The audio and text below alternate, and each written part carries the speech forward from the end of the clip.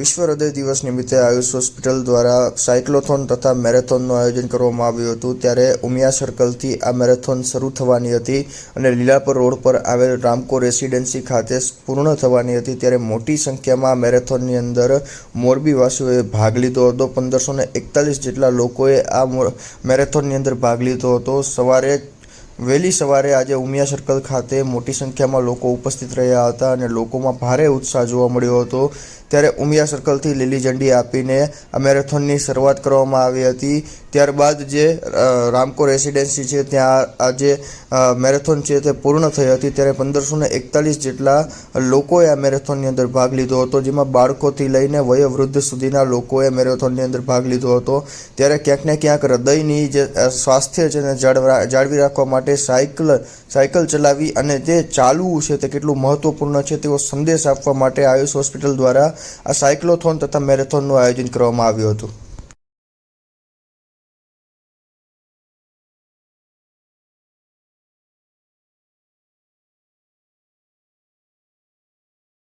આજના દિવસે world heart દિવસ 29 સપ્ટેમ્બર ઓલ ઓવર વર્લ્ડમાં આપણે વર્લ્ડ હાર્ટ દિવસ તરીકે ઉજવીએ છીએ। તો આજે આપણે આયુષ હોસ્પિટલ દ્વારા મોરબી ખાતે સાયક્લોથોન અને મેરેથોનનું આયોજન કરવામાં આવ્યું હતું। મેરેથોનનું આયોજન કરવાનો હેતુ લોકોમાં હૃદય માટે અવેરનેસ ફેલાવવા માટે હતો। આજના તાજેતરના દિવસોમાં જોઈએ તો 25-30 વર્ષના જવાનને પણ એટેકનું પ્રમાણ વધી ગયું છે। તો આપણો મેઇન હેતુ આજે લોકોમાં અવેરનેસ ફેલાવવાનો હતો કે આપણે હૃદય માટે કાળજી રાખવી જોઈએ, હૃદયને સ્વસ્થ રાખવા માટે આપણે પ્રવૃત્તિશીલ રહેવું જોઈએ અને દરરોજ આપણે એક્સરસાઇઝ કરવી જોઈએ। એના માટે આપણે આજે 2 કિલોમીટર, 5 કિલોમીટર, 10 કિલોમીટર અને 15 કિલોમીટરની મેરેથોન ઉજી હતી। 2, 5, 10 મેરેથોન હતી અને 15 કિલોમીટર સાયક્લોથોન હતી।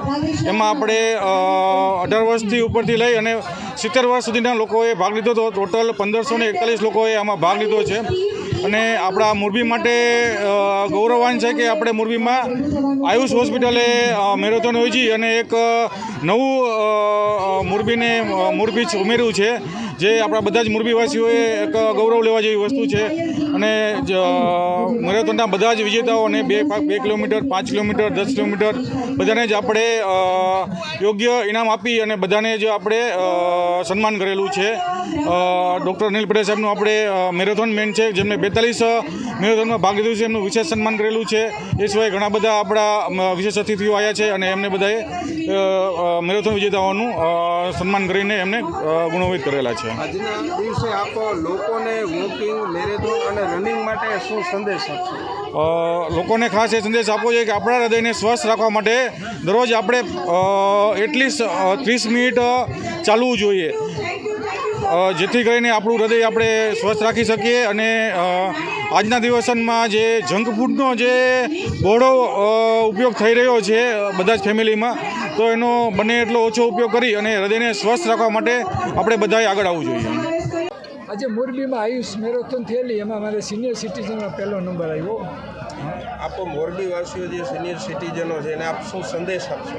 હું સિનિયર સિટીઝનને એ સંદેશ આપું છું કે આપણી હેલ્થ બરાબર હશે તો તમે બરાબર જીવી શકશો, બરાબર તમારું લાઈફ રહી શકશે।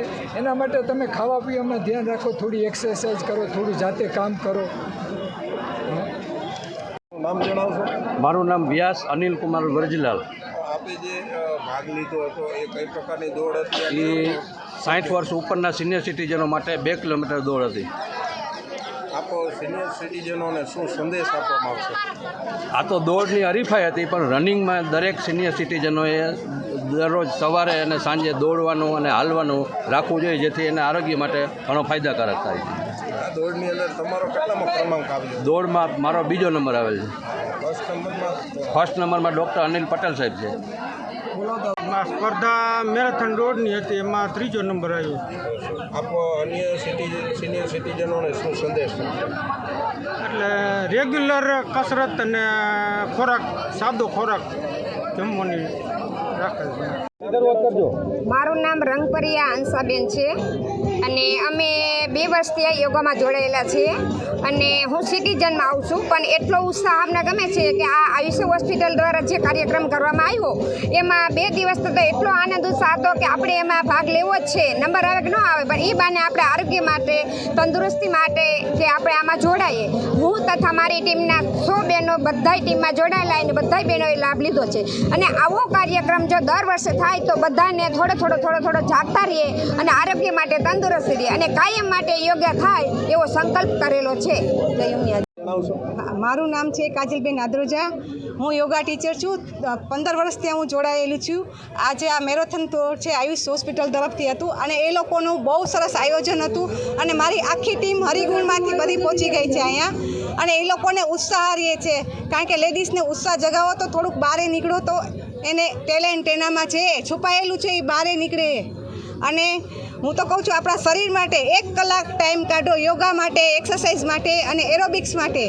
યોગા જરૂરી છે જીવનમાં. યોગા કરશો તો તમારું ફિટનેસ, જે મારા ક્લાસનું નામ છે ફિટનેસ વુમન, એટલે તમે બધી રીતે ફિટ રહેશો.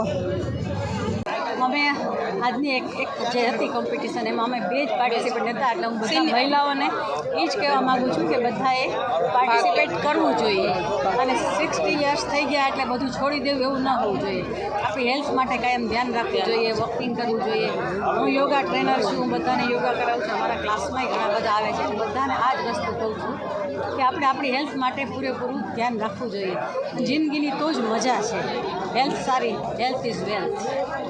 આપણે એમ કે ઉંમર મોટી થઈ જાય તો એવું ન લાગવું જોઈએ કે આપણે મોટા થઈ ગયા અને યોગામાં ને દોડમાં ને વોકિંગમાં ને એમાં જવું પડે. આપણા શરીર માટે, સ્વાસ્થ્ય માટે સારું રહે છે. અત્યારની આ હાઈફાઈ જિંદગીમાં બધા બહારનું જે ખાય છે, બ્રેડ બટર, આ તે એવું મૂકી દઈએ અત્યારે આ એટેકના ને એને બધાને બહુ ઓલું છે.